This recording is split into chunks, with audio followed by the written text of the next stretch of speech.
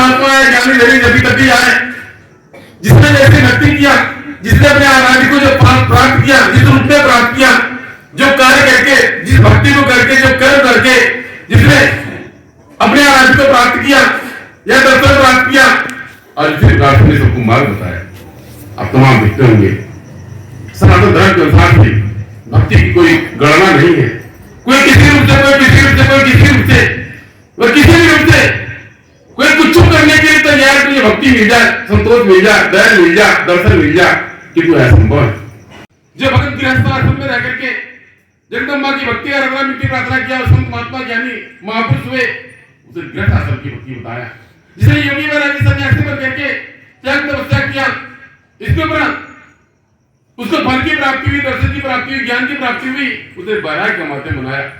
जिसने जब तक का माध्यम बनाया, जब तक के माध्यम से जगदम्बा का दर्शन प्राप्त किया, भगवती का दर्शन प्राप्त किया या ईश्वर का परमात्मा का दर्शन प्राप्त किया, उसे जब तक का माध्यम बनाया। इस प्रकार से जिसने जिस प्रकार से प्राप्त किया, उसी प्रकार से समाज में आकर के भक्ति का अलग अलग मार्ग बताया कि मेरे माध्यम से देखा गया सभी में भक्ति क्या है। जगदम्बा ने मेरे मानस में को ज्ञान प्रदान किया और जब मेरे मन में ध्यान में आत्मज्ञान में प्रदान हुआ, सभी भक्ति क्या है।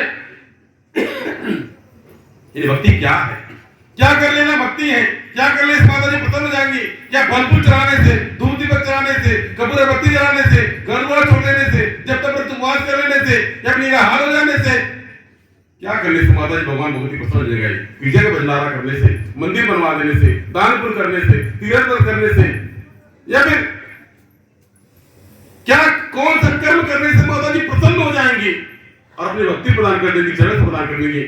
जगदम्बा ने मेरे मानव शरीर को यह प्रदान किया, जगदम्बा ने वो भक्ति का मार्ग बताया, वो ज्ञान प्रदान किया और आत्मज्ञान हुआ। यानी जगदम्बा ने जो आपको कर्म प्रदान किया वही आपकी भक्ति है। उस आसक्ति ने पराशक्ति ने कर्म रूप की भक्ति बताया, आपका जो कर्म वही भक्ति है।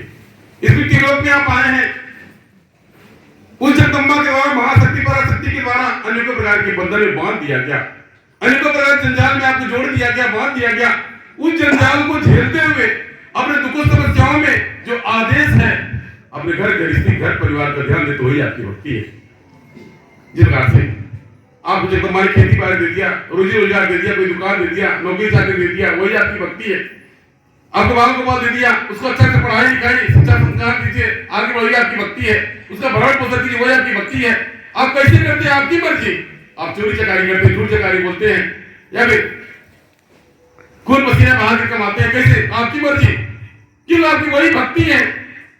आपको भरण पोषण करने की जगदम्बा वही भक्ति, सबसे बड़ी सर्वोपरि भक्ति, इसलिए कहा गया गृहस्थ आश्रम की सर्वोपरि भक्ति वही जगदम्बा द्वारा वही जो भक्ति है। ठीक है बच्चा, फिर देखा गया इसमें और भक्ति क्या है, क्या फल फूल धूप दीपक कपूर बत्ती चढ़ाना भक्ति है। मेरे बोले यह नहीं है। मेरे ध्यान में आया कोई भगत कोई मानो किसी की भक्ति न करे, किसी मंदिर में न जाए, किसी की पूजा उपासना न करे, कभी धूप दीपक न जलाए, कभी कहीं दर्शन न करे, किंतु अगर गलत संगतों से वह परे होकर के अपने घर परिवार का मैंने पेट पालन करता है, भरण पोषण करता है, वही उसकी भक्ति है। किसी मंदिर में जाने से, पूजा पाठ करने से कोई मतलब नहीं। मंदिर में भगत जाना है, पूजा पाठ उपासना कर रहा है, जब तक कर रहा है, मन कर्म वचन में उसकी भक्ति नहीं है, वैराग नहीं है, विश्वास नहीं, भाव नहीं है, सब निरर्थक बेकार है। इसे सर्वोपरि भक्ति जगदम्बा ने यह प्रदान किया। आपके कर्म ही वही भक्ति है। जो आपको जगदम्बा ने कर्म दिया, उस कर्म को बड़े सफलता से करिए, वही आपकी भक्ति है। उसी जगदम्बा प्रसन्न होती, दया होती है, उसी में कृपा होती है। इसलिए मानव जीवन में भक्ति